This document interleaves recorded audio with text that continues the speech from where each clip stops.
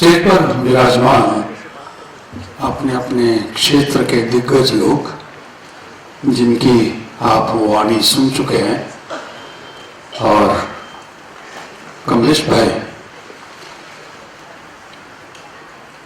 मैं कभी सोचा भी नहीं था कि कभी मैं गुजराती भाषा में कुछ कंपोज करूंगा। और मैं तो इंस्ट्रूमेंट बजाता हूं और जिसकी कोई शब्द नहीं होते हमारे पास, और ये भी इसलिए कहा जाता है शायद कि music is a universal language, शब्दों के परे है। उसमें कोशिश करता रहा हूं अभी तक, कुछ एक फिल्मों में भी म्यूजिक दिया हरि जी के साथ, लेकिन कभी मुझे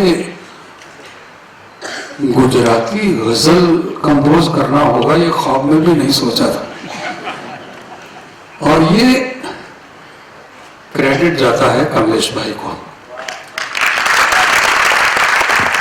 एक ऐसे शख्स, बहुत लोग दुनिया में देखिए खूबसूरती और अमीरी इसका कोई अंत नहीं है, कोई फुल स्टॉप नहीं है। तो बहुत लोग हुए हैं अमीर, बहुत लोग हुए हैं खूबसूरत, होते रहेंगे, लेकिन उसके साथ में कला में रुचि होना, कलाकार बनना तो बात की बात है। मैं ये कहूँगा कि जिस शख्स को भगवान ने ये गिफ्ट दी है कि वो कला को एप्रिशिएट कर सके, वो भी एक आशीर्वाद से होता है, हर शख्स नहीं कर सकता। और फिर एक ऐसे शख्स के जो जिनका ये बिजनेस कुछ और है और वो कविता करने लगे। तो मैं आपको एक बात बताऊं, म्यूजिक अगर आपको करना है तो ईश्वरीय देन होने के बगैर तो म्यूजिक होगा नहीं, लेकिन उसकी तालीम लेनी पड़ती है। रागदारी क्या है, ताल क्या है, वो सब चीजें सीखनी पड़ती हैं, उसकी ग्रामर क्या है। कविता सिखाई नहीं जा सकती। आप जबान सीख सकते हैं लेकिन कविता नहीं सीख सकते कि कोई उस्ताद हो बैठो बेटा ये रियाज करो 6 घंटे और कविता लिख लोगे। ये भगवान की दी हुई चीज है। और फर्क ये होता है कि जब शायर या कवि, उसको भगवान ने वो आंख दी है कि वो महसूस करता है, उसको शब्दों में कह सकता है, तो सुनने वालों को ये लगता है कि भाई ये तो मेरे दिल की बात कह रहा है,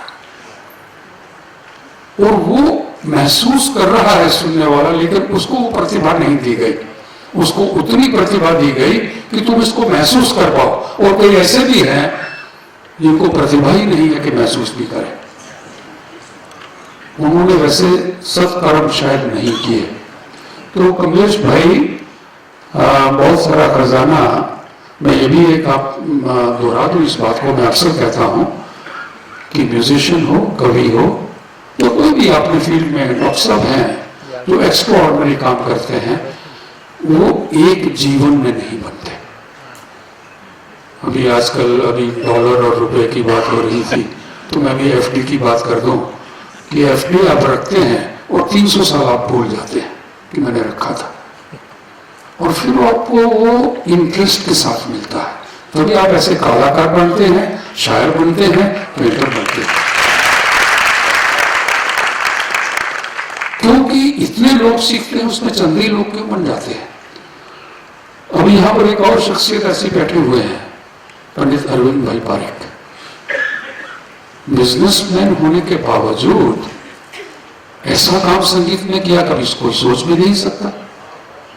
तो ऐसे लोग जो होते हैं एक जन के रियाज से या परिश्रम से नहीं होते हैं, वो कहीं पीछे से वो कुछ फिक्स डिपॉजिट रख दिए थे, वो भूल गए, दूसरा जन्म हो गया, और वहां बैंक वाले आगे उन्होंने याद दिलाया भैया आपने ये जमा किया हुआ था, तो एक लाइन सीखी और 6 बजने लगी अपने आप। तो ये भगवान की दी हुई चीज है। और मुझे ये बहुत खुशी और हैरानगी भी हो रही है, इतनी तादाद में आप लोग यहाँ मौजूद हैं। तो कमलेश भाई की इतनी पॉपुलैरिटी है, मुझे नहीं मालूम था। तो कमलेश भाई, आपने मुझे इसका एक हिस्सा बनाया और मुझे उम्मीद है, भगवान से प्रार्थना करता हूँ कि जो भी कुछ मैं कंपोज कर पाया, जब मैं कंपोज करने लगा तो मुझे तो भाषा ही नहीं समझ में आ रही थी। और जब तक आप भाषा नहीं समझेंगे वो शब्द क्या कह रहे हैं, उसको आप स्वर कैसे देंगे। तो मैंने इनको बोला, ये मेरे साथ बैठे, एक एक शेयर का इन्होंने मुझे मतलब समझाया, फिर मैंने कोशिश की है। लेकिन आप सुनिएगा, रूप कुमार अभी गाएंगे इसको, मुझे उम्मीद है शायद मैं ठीक काम कर गया हूँ, लेकिन मैं जो भी काम करता हूँ मुझे लगता है उसमें कमी रह गई है। और मैं भगवान से प्रार्थना करता हूँ कि मुझे ये हमेशा लगता रहे।